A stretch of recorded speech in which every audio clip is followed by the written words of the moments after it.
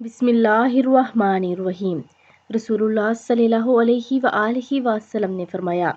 حضرت عبداللہ بن عمر رضی اللہ تعالیٰ عنہ سے روایت ہے کہ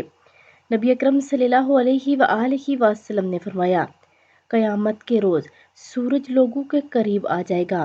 یہاں تک کہ پسینہ نصف کانوں تک پہنچ جائے گا۔ وہ اسی حالت میں حضرت آدم علیہ السلام سے مدد مانگیں گے، پھر حضرت موسیٰ علیہ السلام سے، پھر محمد صلی اللہ علیہ وآلہ وسلم سے، پھر آپ صلی اللہ علیہ وآلہ وسلم شفاعت فرمائیں گے کہ مخلوق کے درمیان فیصلہ ہو، یہاں تک کہ باب شفاعت کا حلقہ تھام لیں گے۔ اس روز اللہ تعالیٰ آپ صلی اللہ علیہ وآلہ وسلم کو مقام محمود پر کھڑا فرمائیں گے تاکہ تمام جمع ہونے والے آپ صلی اللہ علیہ وآلہ وسلم کی تعریف کریں۔